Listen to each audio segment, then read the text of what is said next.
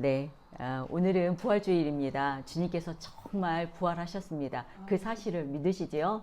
네, 그 믿음이 우리의 영을 살리리라 믿습니다. 예, 오늘 제목은 부인하고 지고 따르라는 제목으로 말씀을 나누려고 합니다.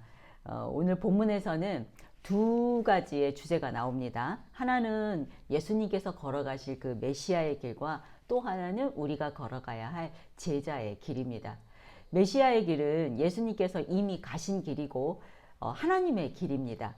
그러나 제자의 길은 우리가 걸어가야 할 길이고 사람의 길입니다.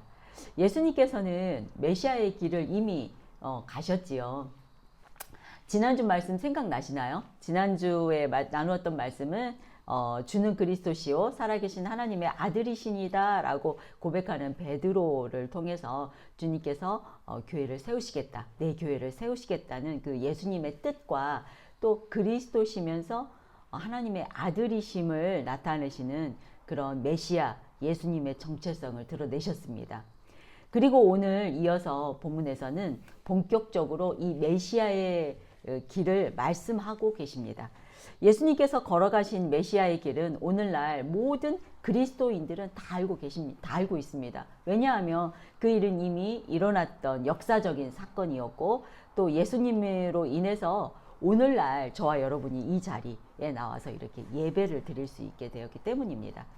예수님의 제자가 된 저와 여러분은 이 제자의 길을 지금 잘 걸어가고 있을까요? 네, 지금 저와 여러분은 어떻게 예배를 드리고 있습니까? 오늘 아침에 눈을 뜨고 오늘은 주일이니까 옷을 잘 차려입고 또 정갈한 마음으로 주님 앞에 나가 예배를 드려야 하겠다 이렇게 하고 우리는 몸만 나왔습니다. 그러나 만약 예수님께서 이 메시아의 길을 걸어가시지 않았다면 지금 우리는 어떻게 예배를 드리고 있을까요? 지금 잠시 여러분 마음속에 상상력이 조금 필요합니다. 한번 상상해 보십시오. 우리가 성막시대에 살고 있다면, 예수님 이전에 성막시대에 살고 있다면, 예를 들어서 저와 이제 저희 남편과 제가 싸웠다고 하겠습니다. 가정을 해보겠습니다. 그러면 그래서 이제 저는 저희 남편이 너무 원수 같고 밉습니다. 그러니까 제가 이제 원수같이 미워하면은 저는 지금 죄를 지은 것이죠. 남을 미워하면 살인죄라고 하셨잖아요.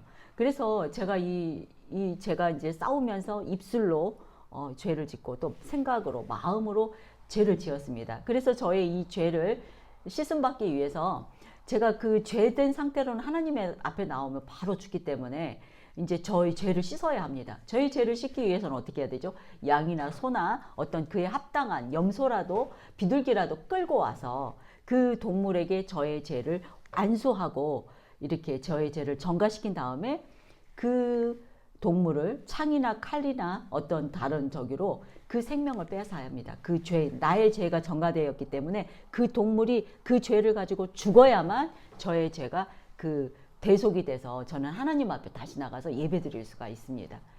그래야만 우리는 이제 하나님 앞에 살아갈 수 있기 때문에 그렇게 해야 되는 거죠. 근데 이제 한번 상상해 보면은 우리가 그렇지 않습니까? 바퀴벌레 한 마리도 정말 죽이려면은 끔찍하고 싫잖아요. 이렇게 거미가 이렇게 들어와도 그 거미를 죽이려면 참 꺼림칙하고 이 뭔가 생물을 살생한다는 게 그렇게 쉬운 일은 아닙니다. 그렇다고 또 우리가 그렇게 쉬운 일은 아닌데도 우리가 하나님 앞에 나가려면 우리 죄를 씻기 위해서 이 죄 없는 불쌍한 동물을 뭐 칼이나 창으로 이렇게 찔러 죽여서 우리가 직접 그 동물의 각을 떠가지고 이제 하나님 제단에 드려야 하는 거잖아요. 그런데 우리가 죽은 닭을 뭐 요리할 때 닭이나 생선을 손질할 때도 우리 그렇게 썩 유쾌하지 않잖아요. 그런데 또 한 가지는 이제 또 뭐냐면은 우리 같이 연약한 힘을 가진 이런 여자의 몸으로는 어떤 살아있는 동물을 죽인다는 게 그렇게 쉽지 않습니다. 닭 한 마리 죽이는 것도 쉽지 않잖아요. 여러분의 이제 이해를 돕기 위해서 살아있는 이제 동물을 죽여야 그 당시에 제사를 드리는 그 문화를 한번 상상해 보려고 합니다. 소가죽, 우리 소가죽 입지 않습니까? 얼마나 두껍습니까? 양가죽도 두껍습니다. 모든 동물 가죽은 질기고 가죽이 두껍습니다. 그래서 이 연약한 힘으로 그 동물을 한 번에 콱 이렇게 찔러서 죽여야 하는데 그 가죽 뚫는 것도 쉽지 않고 이 한 번 찔러가지고 사람이나 동물이 죽지 않는 것처럼 심장을 단번에 찔러서 죽여야 하는데 전문가가 아니고는 그 일을 할 수 있는 사람이 거의 없습니다. 남자들도 마찬가지입니다. 남자들도 양이나 소를 한 번에 찔려 죽여서 그 단번에 목숨을 빼앗는다는 게 쉽지 않은 일이죠. 그래서 근데 그렇게 우리가 한 번 찔러가지고 실패하면은 동물도 살기 위해서 막 발버둥을 칩니다. 그러면 그 소 뒷발질에 우리가 죽을 수도 있는 상황이 되는 거예요. 그래서 이게 막 온 사방에 막 피가 막 튈 것이고 막 동물이 몸부림치면은 발버둥을 치고 그렇게 될 것이기 때문에 우리가 그 동물을 죽인다는 그 자체가 이미 지옥인 것일 것 같습니까? 그런데 그 동물을 죽이는 것을 누가 도와줄 수가 없습니다. 왜냐하면 내가 죄를 지었기 때문에 죄를 진 사람이 그 동물을 죽여서 내 죄를 없애야 하는 것입니다. 나만의 그 온전한 나의 몫인 거죠. 우리의 그 죄가 그만큼 크고 끔찍하고 무겁다는 것을 이렇게 그리고 한 번에 지워지지 않는다는 것을 어떻게 보면 하나님이 그 대속 제물의 그 제사를 통해서 우리에게 알려주려고 하는 것이 아니었나 이런 생각도 들었습니다. 그런데 이렇게 이제 우리 같은 경우에는 나는 그런 죄를 지으면은 다시는 그런 죄를 짓지 말아야지. 한 번 동물을 죽여봤으면 그래야 되잖아요. 그런데 사람이란 것이 연약해서 나도 모르게 죄를 계속 짓게 된다는 것입니다. 그래서 예수님께서 나의 죄를 대속하는 그 끔찍한 동물을 죽이는 과정을 예수님 자신의 몸을 들여서 단번에 우리의 모든 죄를 십자가의 대속으로 우리의 죄를 깨끗게 해주셨습니다. 예수님께서는 그 죄 없는 순결한 어린 양으로 대속제물이 되셔서 우리의 죄를 대신해서 십자가에서 죽으신 것입니다. 이것이 바로 예수님의 메시아의 길이었습니다. 예수님께서 이 걸어가신 메시아의 길은 자신의 생명을 내어놓는 길이었습니다. 메시아의 길은 자신의 생명까지도 기꺼이 내어드리는 우리를 향한 한량없는 사랑이었습니다. 제가 어떤 설명을 실감나게 못했지만은 메시아의 길이 어땠을지 느껴지시지요. 예수님이 만약에 그 대속의 제물이 되지 않았다면, 메시아의 길을 걸어가지 않았다면 우리는 지금 여기 안에 예배를 드리게 왔다면 동물 소리가 더 많이 났을 것 같습니다. 그래서 다시 한번 여러분에게 묻겠습니다. 여러분은 예수님의 제자로서 지금 어떤 길을 걸어가고 계십니까? 여러분이 걸어가고 있는 그 길이 맞다고 생각하십니까? 근데 우리는 잘 모르죠. 그러나 한 가지 분명한 것은 나의 가는 길은 오직 주가 아시나니 그 길은 주님만이 알고 있습니다. 그렇다면은 주님이 우리에게 원하시는 그 길은 어떤 길일까요? 오늘 본문에서 예수님께서는 당신을 따르는 제자들에게 제자가 걸어가야 할 길이 어떤 길인지 분명하게 말씀해 주십니다. 제자의 길을 걸어가기 위해서 첫째, 예수님께서 가신 길을 알아야 합니다. 21절입니다. 이때로부터 예수 그리스도께서 자기가 예루살렘에 올라가 장로들과 대제사장들과 서기관들에게 많은 고난을 받고 죽임을 당하고 제3일에 살아나야 할 것을 제자들에게 비로소 나타내시니. 아멘. 여기 처음 시작을 이때로부터 이렇게 시작합니다. 이때는 베드로가 예수님께 신앙 고백을 드리고 난 후에 새로운 전환점이 되었다는 그것을 나타내는 표현입니다. 이 헬라어 이때의 아포포테는 마태복음에 딱 3번이 나옵니다. 한 번은 예수님께서 그 공생의 생활을 이제 시작하실 때 40일 금식하고 광야에서 사단에게 시험 당하고 난 후 사역이 시작하는 그 시점에 이때라고 한번 사용되었고, 그리고 두 번째가 오늘 본문에 사용되었습니다. 그리고 또 한 번은 26장에서 한 여인이 그 향유 옥합을 깨뜨려서 예수님 머리에 이렇게 부어드리기 시작하지요. 그리고 나서 그 장면이 끝나고 가롯 유다가 이때부터 예수님을 팔 생각을 하더라 이렇게 나옵니다. 예, 그래서 그때부터 실제적인 십자가 사건이 시작하는 시점이라고 하는데요. 이처럼 어떤 시기적인 변화가 아주 중요한 시기적인 변화가 일어날 때마다 이때라는 표현을 썼습니다. 지난번에부터 제가 말씀드렸듯이 16장에서부터는 예수님이 제자들을 훈련시키기 시작하는 본격적인 훈련의 전환기를 맞는다고 했었죠. 이때부터 시작될 이 본격적인 메시아의 순환을 오늘 선포하시는 그 말씀의 이때를 썼다는 것은 이 메시아 순환 사건의 선포가 아주 중요하다는 것입니다. 그리고 이어서 고난으로 죽임을 당하신 예수님은 3일 만에 다시 살아날 것을 또 말씀하시지요. 이 살아나야 할에 해당하는 헬라어는 부정, 과거, 수동태 부정사입니다. 많죠. 이것을 직역하면은 어떤 의미냐면은 일으킴 받을 것을 이런 뜻입니다. 그래서 헬라어가 이 수동태의 주체가 수동태라는 것은 누군가에 의해서 이렇게 하게 되어진다라는 뜻이잖아요. 이 주체가 나오지 않는다는 것은 주로 생략된 건데 신적인 주체일 경우에 생략된다고 합니다. 그러니까 이 수동태 일으킴을 받을 것에 대한 주체는 누구냐면은 바로 하나님이겠지요. 하나님에 의해서 일으킴을 받게 된다는 것입니다. 그러므로 예수님은 하나님께서 죽음에서 직접 일으키실 메시아임을 나타낸다고 하는 동사입니다. 제자들에게 지금 이것을 본격적으로 가르치기 시작하는 건데요. 왜냐하면은 제자의 길은 예수님의 메시아의 길을 그대로 따라가야 하는 것이기 때문입니다. 그래서 제자들도 수동태가 된다는 것이죠. 나의 능동이 아니라 수동태라는 뜻입니다. 이와 같이 제자의 길은 십자가에 돌아가신 예수님과 같이 십자가로 인하여 나 자신을 죽여야 하고 또 부활하신 예수님으로 인하여 죽었던 나의 영을 다시 살아나게 해서 새로운 생명을 얻는다는 이 가장 중요한 기본 중의 기본인 이 사실을 알아야만 저와 여러분은 제자의 길을 갈 수 있다는 것을 믿으시기 바랍니다.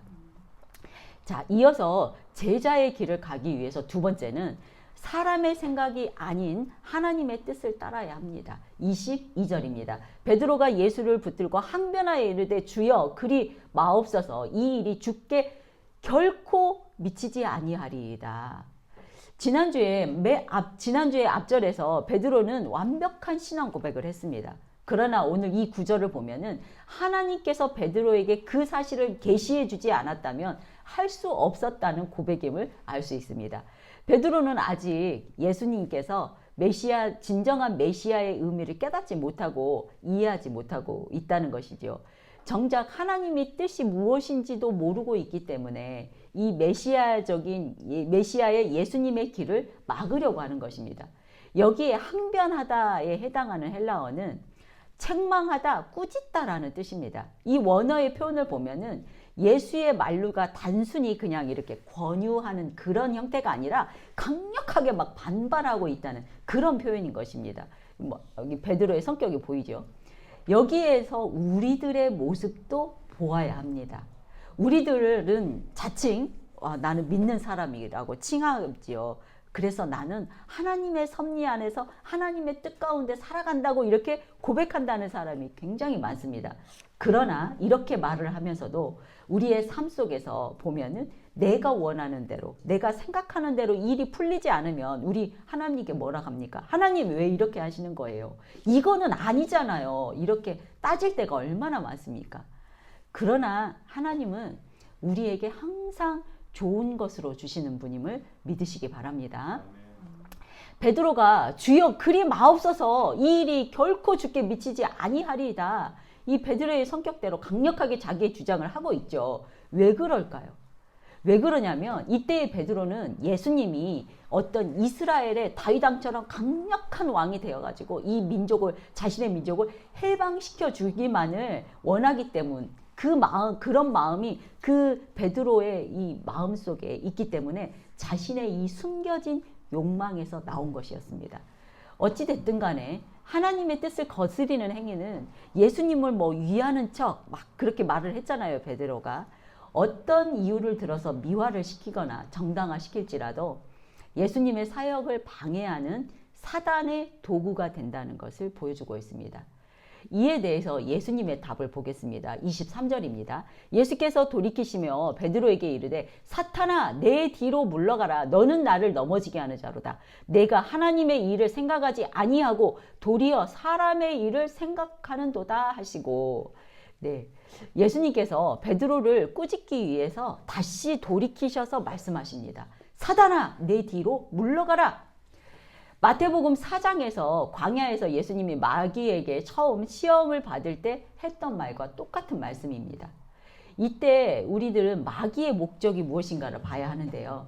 마귀의 목적이 뭐냐면 예수님의 사역을 방해해서 우리 인간들이 구원받지 못하게 하는 것이 그들의 목표입니다. 그래서 이 베드로도 지금 예수님의 사역을 방해하고 있습니다. 베드로를 자신들의 도구로 써서, 여기에 베드로가 그래서 사단이라고 예수님이 불렀지만 베드로가 사단이라는 뜻이 아니라 사단의 도구로 쓰이고 있다는 것입니다. 우리들도 언제든지 우리가 잠깐 방심하는 사이에 베드로와 같이 사단의 도구가 될 수 있습니다. 그렇기 때문에 우리는 항상 깨어서 조심하고 하나님의 뜻 안에 있어야 한다는 것입니다. 네, 내 뒤로 가라 라는 의미는 내 뒤로 그렇게 물러나라 이런 뜻이 아니라 예수님을 따르라 라는 뜻입니다. 그리고 내가 이 하나님의 일을 방해하지 않고 도리어 사람의 일을 생각하는도다, 이 말씀은 예수님께서 베드로의 마음속에 있는 그 욕망을 다 알고 있다는 뜻이지요. 그래서 베드로가 예수님을 정치적인 구원자로 생각하고 있다는 것을 아시고 꾸짖으시며 제자의 길을 따르라는 그런 뜻입니다. 그래서 사람의 뜻을 쫓아서 하는 것이 아니라 하나님의 뜻에 순종하라는 것을 가르쳐주고 있는 말씀입니다. 우리가 하나님의 길을 따라가려고, 예수님의 길을 따라가려고 하면은 때로는 그 길이 불편하고 우리의 생각으로는 이해되지 않더라도 우리가 따라가야 할 길은 주님께서 앞서가신 그 길이 맞습니다. 그래서 예수님께서 자신이 십자가에 달려 죽어야만 저와 여러분을 구원할 수 있다는 것을 아시기에 하나님의 뜻에 순종해서 예수님께서 그 길을 가신 것처럼 저와 여러분도 나와 생각이 다를지라도 예수님의 그 길을 따라가야 한다는 그 말씀입니다. 동의가 되시죠? 아멘. 네, 제자의 길을 가기 위해서 세 번째, 예수께서 알려주시는 제자의 길을 알아야 합니다. 예, 드디어 예수님께서 제자의 길을 정확하게 알려주십니다. 24절입니다. 이에 예수께서 제자들에게 이르시되 누구든지 나를 따라오려거든 자기를 부인하고 자기 십자가를 지고 나를 따를 것이니라. 아멘. 예수님께서는 제자들에게 이 제자의 길을 가기 위한 세 가지의 조건을 제시해 주십니다. 자기를 부인하라, 자기 십자가를 지라, 예수를 따르라. 이 세 가지의 이 제자의 길을 알려주시지요. 우리는 이 세 가지의 길을 여기에서 자세히 보아야 할 필요가 있습니다. 예수님께서 직접 가르쳐 주시는 제자의 이 조건은 첫 번째가 자기를 부인하라 였습니다. 이 자기를 부인하고의 이 부인하다에 해당하는 헬라어는 적극적인 행동을 보여주시는 말이라고 합니다. 그래서 자신의 의지와 뜻을 부정하고 자신의 욕구와 육체의 유혹을 허락하지 말고 단호하게 물리치는 이 적극적인 행동을 말합니다. 우리는 세상을 살아가면서 세상의 유혹 앞에 섭니다. 죄의 유혹 앞에 직면하게 되는 순간이 너무나 많습니다. 그때 우리가 서두에 말씀드렸던 성막 시대로 돌아가서 생각을 해보시면은 내 죄를 씻기 위해서 우리가 죽어야만 했던 그 죄 없는 동물들을 생각해 보십시오. 그 끔찍한 가정을 한번 생각해 보시고 그 괴로운 그 대속의 의식을 대신해서 예수님께서 자신의 생명을 내어주신 그 예수님을 떠올려야 합니다. 예수님께서 죽기까지 순종하신 것처럼 우리도 죽기까지 순종해야 한다는 그런 의미입니다. 자기 부인은 나를 내려놓고 내 안에 예수님을 모셔와서 내 안이 성전이 되게 하는 그런 것을 의미합니다. 우리는 예수님을 따르기로 했기 때문에 예수님께서 하나님 앞에 순종하셨던 것처럼 그렇게 희생했던 것처럼 나도 그렇게 해야 한다는 것입니다. 그래서 우리가 예수님을 따를 때 생기는 세상 속에서 살아가면서 생기는 온갖 일도 있지만 예수님을 따르기 위해서 우리가 생기는 온갖 고난도 있습니다. 그리고 우리가 그 고난과 함께 우리의 죽음까지도 각오해야 한다는 그런 헌신된 마음이 자기 부인을 가능하게 한다는 것입니다. 그래서 내 중심의 삶에서 또 내 욕심의 삶에서 내 계획을 다 내려놓고 하나님 중심의 삶으로 변화해야만 한다는 것이지요. 그러므로 여러분 예수님을 그리스도로 고백하고 이 자리에 예배의 자리에 나오셨다면은 이제는 정말 자기 부인을 하는 적극적인 결단을 하시기를 주님의 이름으로 축원드립니다. 네, 예수님께서 직접 가르쳐 주시는 제자의 조건 두 번째, 자기 십자가를 지라고 하셨습니다. 십자가를 진다는 것은 우리들도 예수님의 십자가를 따라간다는 그런 것이지요. 우리가 살아가면서 우리 모두는 다 자기의 십자가를 가지고 있습니다. 믿는 사람이나 안 믿는 사람이나 다 자신의 십자가는 있겠지만 기본적으로 우리는 가장이라면 가장의 십자가가 있겠지요. 아내라면은 아내로서의 십자가가 있고 자녀라면은 자녀로서의 십자가도 있을 수 있습니다. 이 정도는 가벼운 십자가겠지만 우리 인생에는 고난이라는 십자가가 있습니다. 어떤 사람에게는 이 고난의 십자가가 굉장히 무거울 수도 있겠고 또 다른 사람보다는 수월하게 가벼운 사람도 있을 수 있겠지만 그 십자가는 각각 자신이 하나님이 그 사람이 감당할 수 있는 그 십자가를 주셨습니다. 그렇기 때문에 각자에게 주어진 그 십자가를 지켜내야 하는 것입니다. 그 십자가를 져야 하는 것입니다. 만약에 그 십자가가 너무 힘들고 귀찮고 하기 싫어서 그 십자가를 버려버리겠다고 하는 것들, 우리가 십자가를 버리는 그 대부분의 것들은 우리를 죄의 길로 인도하는 지름길입니다. 그렇기 때문에 자신에게 주어진 그 십자가는 결코 벗지 마시기를 부탁드립니다. 자기가 져야 할 그 십자가는 우선 첫 번째 자기 부인이 될 때 질 수 있습니다. 가능합니다. 내 인생은 나의 것이고 나는 내가 주인이고 자신이 중요하기 때문에 때로는 이렇게 희생과 헌신이 이렇게 자신의 희생과 헌신이 굉장히 무겁게 느껴지는 사람들이 있습니다. 이것은 자기 부인이 되지 않았기 때문입니다.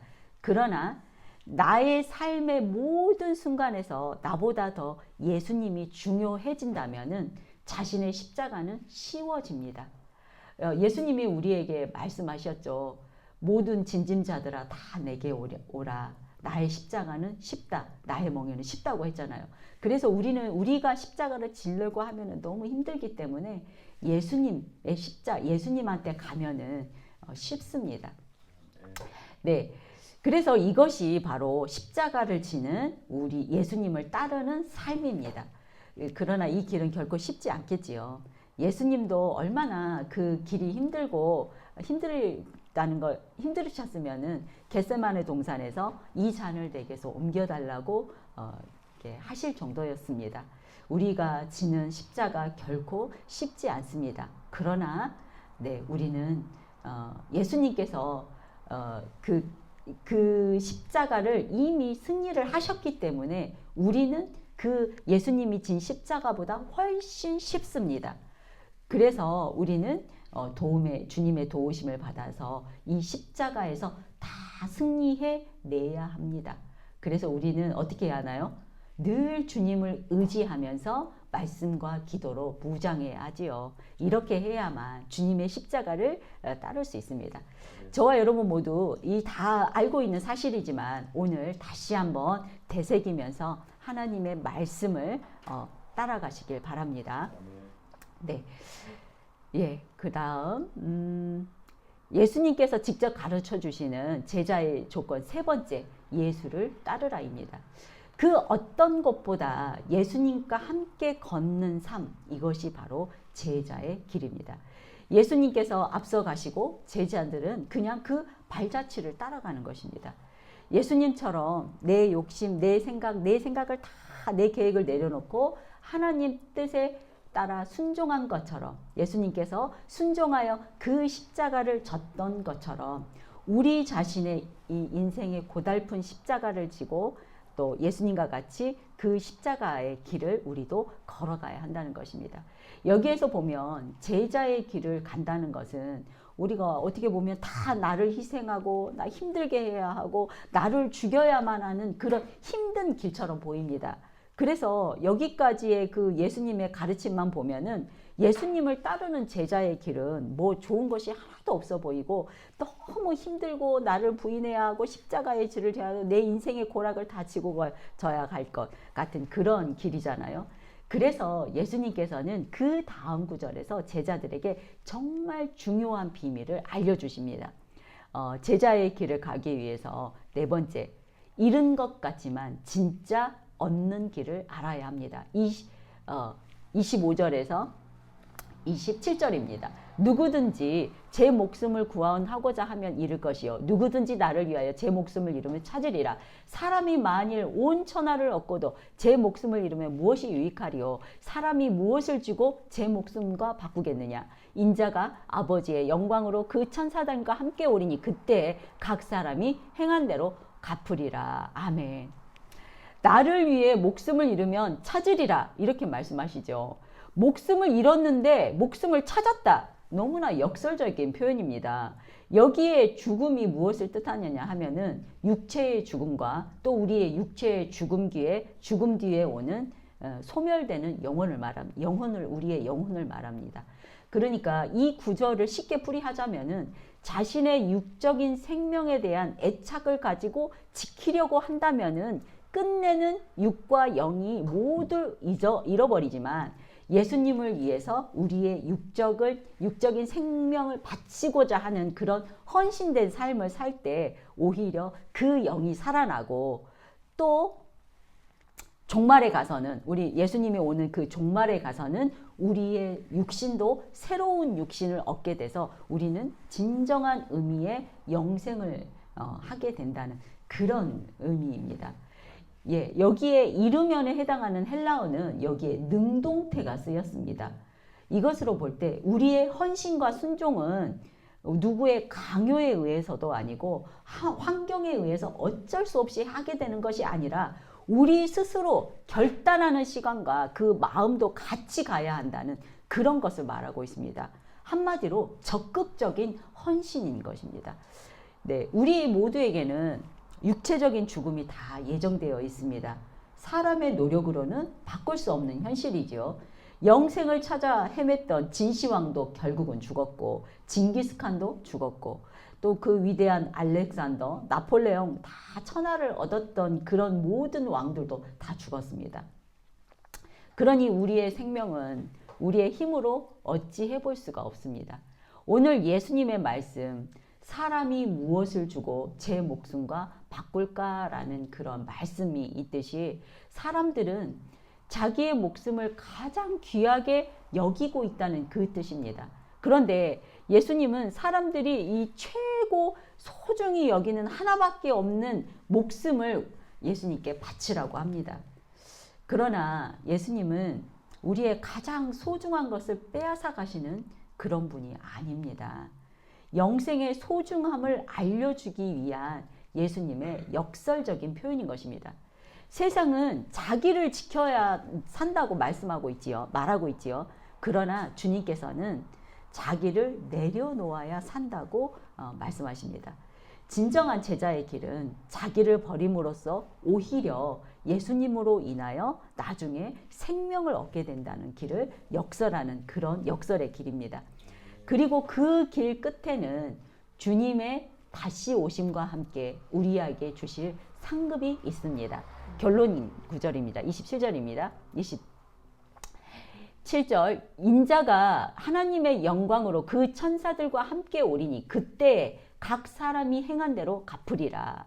아멘. 예수님께서는 지극히 영화로우신 신적 영광을 지니고 이 땅에 재림하는 날에 심판자로 오심을 보여주는 구절이지요.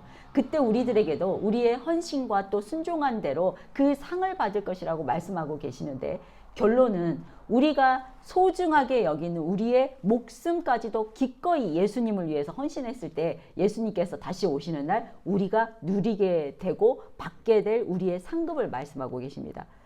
예, 오늘 나의 길은 어디를 향해서 가고 계십니까? 오늘 본문에서 예수님께서 가르쳐 주시는 제자의 길은 결코 쉽지 않은 길입니다. 그러나 그 길은 가장 의미 있고 반드시 가야 할 길이며 또한 생명의 길입니다. 제자의 길은 고난의 길이지만 결국은 영광의 길입니다. 제자의 길은 자기를 비우는 길이지만 주님으로 다시 채워지는 길이고, 세상에서 지는 것 같지만 하늘에서 승리하는 길입니다. 아멘입니다. 마지막으로 조금 어려운 마지막 28절이 있습니다. 진실로 너희에게 이르노니 여기 서 있는 사람 중에 죽기 전에 인자가 그 왕권을 가지고 오는 것을 볼 자도 있느니라. 아멘. 이 구절은 이 구절에 나오는 그 인자가 그 왕권을 가지고 오는 것이 구체적으로 무엇을 의미하는지, 이 예언이 또 성취되는 시점이 언제인지에 대해서 나오지 않았기 때문에 다양한 견해들이 학자들 사이에 있었습니다. 그러나 오늘 본문으로 우리가 확실하게 알 수 있는 교훈이 있습니다. 예수님은 결코 패배하지 않으시는 분이라는 것입니다. 결국은 예수님께서는 부활의 영광의 주님으로 오신다는 것이지요. 네, 예수님의 부활은 죽음이 곧 실패라는 이 우리의 인간적인 생각의 고리를 끊어내고 구속사적인 전환점을 말씀하십니다. 그동안 우리는 아담의 타락으로부터 시작된 우리의 죄로 인해서 사망이 계속되어 왔습니다. 그 창세기부터 우리 인간들에게 사망이 계속 이어져 왔었지요. 이러한 우리의 인간의 어쩔 수 없는 죽음이라는 두려움 앞에 우리들에게 예수님께서 메시아로서 완전한 영광의 승리를 보여줄 것인데, 그것을 제자들의 일부도 보게 될 것이라는 그런 예언을 하고 계십니다. 실제로 예수님은 십자가에서 죽으시고 3일 만에 부활하셔서 제자들 앞에 나타나셨었습니다. 네, 결론적으로 예수님의 부활의 의미는 죄로 인한 죽음을 이기시고 하늘의 왕권을 가지고 온다는 것을 의미합니다. 예, 오늘 말씀 정리하겠습니다. 부인하고 지고 따르라. 이 동사들은 모두 명령형입니다. 결국은 제자의 길이 되는 이 세 기둥은 제자가 된 저와 여러분이 반드시 수행해야 하는 예수님의 명령입니다. 그러면 우리가 어떻게 이 세 가지의 명령을 다 해낼 수 있을까요? 다 같을 수 있을 것 같지는 다 할 수 있을 것 같지는 않지만 실제로 우리가 이제 이 정도는 다 할 수 있을 것 같지요. 부인하고 지고 따르라 할 수 있을 것 같잖아요. 그런데 실제로 우리가 믿음의 신앙생활 그 여정을 가다 보면은 정말 따르려고 할수록 참 어렵습니다. 그러나 우리가 갈 수 없는 길은 아니라는 것입니다. 예수님의 제자들 또한 그 길을 다 걸어갔습니다. 성경에 나오는 바울, 또 그 외에 많은 초기 기독교인들 다 그 길을 성공적으로 걸어갔고, 우리 교회의 역사 속에서 신실한 많은 선배님들이 그 길을 걸어가셨습니다. 이제 저와 여러분의 차례입니다. 이 제자도의 길은 말보다는 이 각자의 믿음의 여정 가운데서 삶으로 나와야 하기 때문에 저는 여기에서 더 이상 정리하지 않고 간단히 여기에서 끝내겠습니다. 그러나 단 한 가지는 권면하고 싶습니다. 세상의 유혹 앞에 섰을 때, 우리가 나의 죄의 유혹 앞에 섰을 때, 그때는 십자가에서 죽으시고 다시 부활하신 예수님을 생각하면서 저와 여러분 다 승리하시길